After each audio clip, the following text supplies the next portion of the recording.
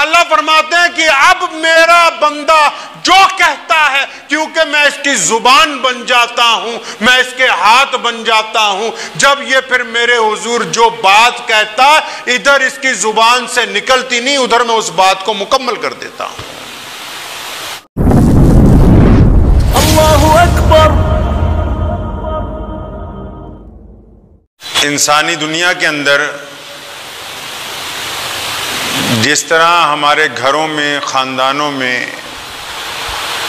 آپس کے اندر رشتہ داریاں ہیں، اسی طرح اللہ تبارک و تعالیٰ اور اللہ کے بندے کے درمیان بھی ایک رشتہ ہے، اور وہی رشتہ جو ہے پہلا اور آخری رشتہ ہے۔ اللہ تبارک و تعالیٰ کی جو ذات ہے وہ اولاد سے، نکاح سے بالکل پاک ہے۔ ہمارے پیارے نبی حضرت محمد رسول اللہ صلی اللہ تعالیٰ علیہ وسلم کو اللہ تبارک و تعالیٰ نے یہ اختیار عطا فرمایا تھا۔ نبی علیہ السلام کو یہ اختیار دیا گیا تھا کہ جس طرح حضرت سلیمان علیہ السلام اللہ کے رسول بھی تھے اور بادشاہ بھی تھے، اور یوسف علیہ السلام اللہ کے رسول بھی تھے اور بادشاہ بھی تھے، نبی علیہ السلام کو بھی اختیار دیا گیا کہ آپ چاہیں تو بادشاہیت بھی آپ کو دے دی جائے، آپ رسول بھی ہوں اور بادشاہ بھی ہوں۔ تو ہمارے پیارے نبی علیہ السلام نے جس رشتے کو پسند فرمایا میں آپ کا رسول بھی رہوں گا اور آپ کا بندہ بننا زیادہ اچھا سمجھتا ہوں۔ یعنی اللہ اور بندے کے درمیان جو سب سے مضبوط تعلق ہے وہ بندگی کا تعلق ہے۔ بندہ جب اللہ تبارک و تعالیٰ کے حضور سر بسجود ہوتا ہے، اللہ تبارک و تعالیٰ کے حضور گڑ گڑاتا ہے، اللہ تبارک و تعالیٰ کی یاد جب وہ کرتا ہے، انسان کا جو خمیر ہے، ہمارا جو خون ہے، ہماری جو مٹی گوندی گئی، اس کے اندر اللہ تبارک و تعالیٰ نے بندگی کے اجزاء جو ہیں بندگی شامل کر دی گئی۔ ایسا کبھی نہیں ہوا دنیا میں کہ انسان نے کسی کو پوجا نہ ہو۔ وہ علیحدہ بات ہے کہ کچھ لوگ اپنے نظریے کے متعلق اللہ کی ذات میں شرک کرتے ہیں، لیکن انسان کے مزاج میں یہ بات داخل ہے کہ دنیا میں الگ الگ قوموں میں الگ الگ وقتوں میں انہوں نے اگر کسی ایک بات کی طرف رجوع کیا ہے تو وہ اللہ تبارک و تعالیٰ کی بندگی ہے، گرچہ کچھ لوگوں نے درختوں کی پرستش کرنی شروع کی ہو، یا کسی نے سورج کی، کسی نے چاند کی، اپنے اپنے لحاظ سے کسی نے شرک کیا ہو، لیکن ایک چیز جو ہے وہ ایک جز سب میں یکساں پایا جاتا ہے۔ وہ کون سا ہے بھائی؟ وہ بندگی کا ہے۔ بہت سارے لوگ ہم میں ایسے ہیں جن کو اللہ تبارک و تعالیٰ نے اچھی صحت عطا فرمائی، اچھا کاروبار عطا فرمایا، اولاد بھی فرما بردار ہے، سب کچھ ٹھیک ٹھاک ہے، اس کے باوجود طبیعت بے چین ہے۔ یاروں دوستوں کی محفلیں بھی لگتی ہیں، گھومتے پھرتے بھی ہیں، تمام کام اپنی مرضی کے مطابق بھی کرتے ہیں، اس کے باوجود ایسا لگتا ہے طبیعت کے اندر کہ نہیں، ابھی کچھ خالی پن ہے، کچھ بے چینی سی محسوس ہوتی ہے ہمیشہ، اور وہ بندہ پریشان رہتا ہے، سوچتا ہے کہ شاید مزاج کے اندر کوئی تکلیف ہو۔ کبھی ڈاکٹر سے پوچھتے ہیں، کبھی حکیموں سے جا کے پوچھتے ہیں کہ نیند بڑی آرام سے، اطمینان سے نہیں آ رہی، طبیعت میں ذرا بے چینی سی ہے، کبھی گھبراہٹ سی ہو جاتی ہے۔ یعنی تمام چیزیں ہونے کے باوجود پھر بھی طبیعت جو ہے وہ مطمئن نہیں ہے، دلوں کو سکون نہیں میسر۔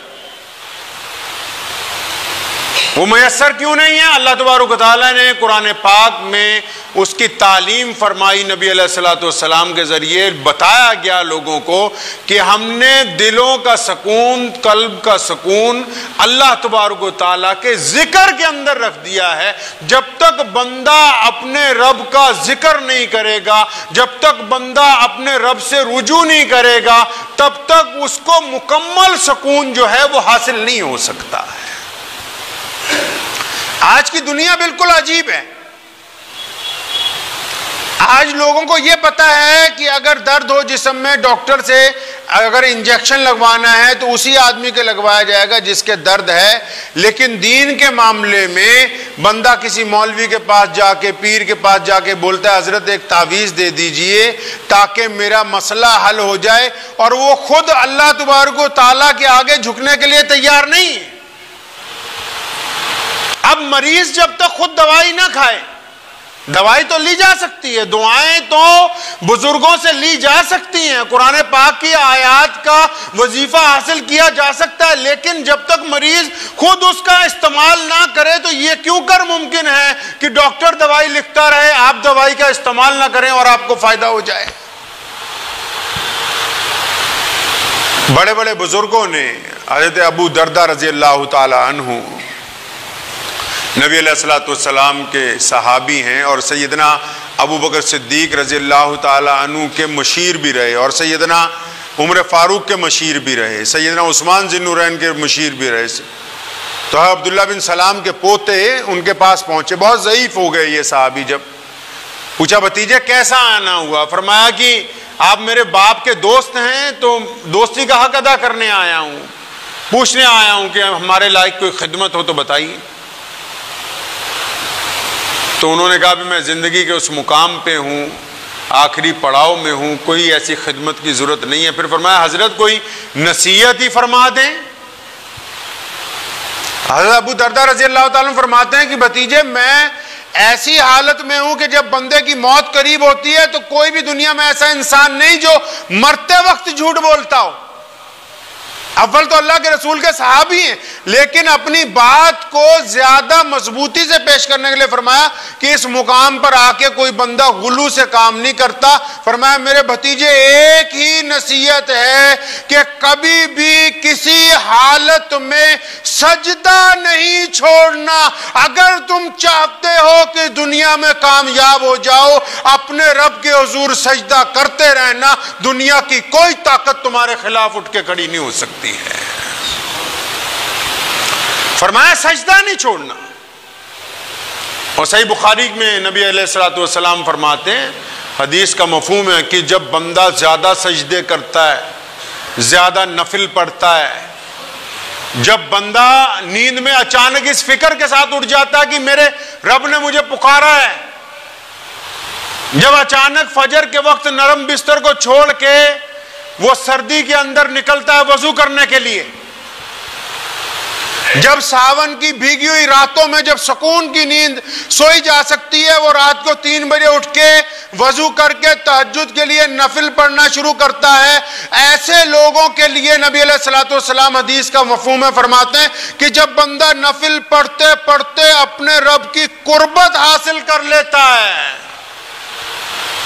قرآن نے کہا اِنَّ أَوْلِيَاءَ اللَّهِ لَا خَوْفٌ عَلَيْهِمْ وَلَا هُمْ يَحْزَنُونَ، کہ اللہ تبارک و تعالیٰ نے جن کو اپنا دوست بنا لیا اب ان کو کسی بات کا خوف نہیں ہے۔ نبی علیہ السلام فرماتے ہیں کہ جب بندہ اللہ کے حضور نوافل کے ذریعے، عبادات کے ذریعے، سجدے کے ذریعے اللہ کی قربت حاصل کرتا ہے، اللہ فرماتے ہیں کہ اب میرا بندہ جو کہتا ہے، کیونکہ میں اس کی زبان بن جاتا ہوں، میں اس کے ہاتھ بن جاتا ہوں، جب یہ پھر میرے حضور جو بات کہتا ہے ادھر اس کی زبان سے نکلتی نہیں، ادھر میں اس بات کو مکمل کر دیتا ہوں۔ مجھے امید ہے کہ آپ کو یہ ویڈیو پسند آئی ہوگی۔ اگر پسند آئی ہو تو یہ آپ اپنے دوستوں کے ساتھ شیئر کریں اور اس چینل کو سبسکرائب ضرور کریں۔